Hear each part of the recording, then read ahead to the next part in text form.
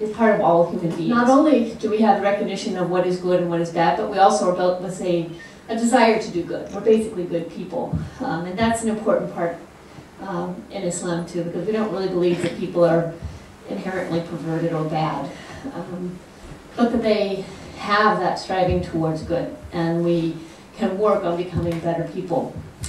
And I wanted to go into all of this because there's some really important things that are not there, like you're not gendered. Being a gender is not part of your fitrah. That's an aspect of being a person, but it's not an aspect of being a human being. That to me is very telling. And it goes right back into the Quran, which talks about how humanity was made from a single soul and the mate was created of like nature. It goes right back into when the Quran talks about spouses, it talks about spouses. It doesn't talk about husbands and wives. The word is zawj, which means, one half of a pair, or even the pair as a unit.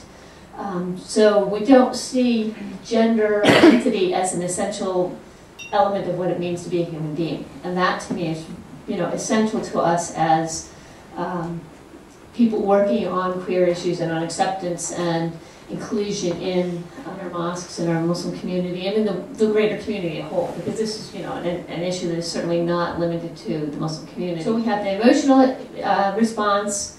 We have a response that stems out of that basic human understanding of what's good and bad, and then you can have a legal response that looks and tries to say, well, what does the religion say?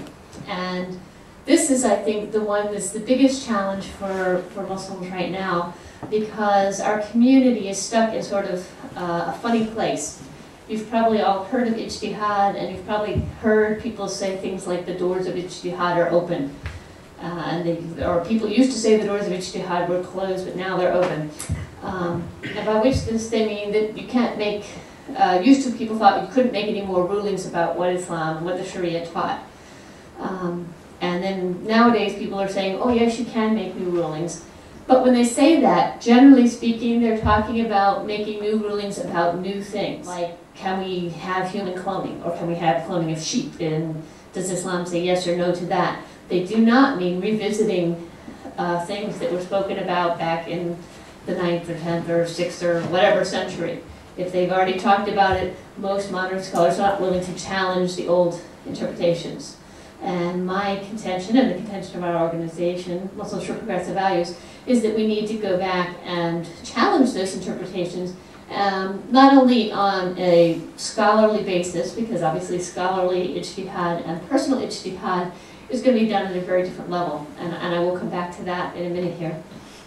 But to challenge those classic interpretations and say, one, they may have been based on misinformation, misunderstanding of the text, assumptions about what it meant to be a man or a woman or a human being that we now know are false assumptions.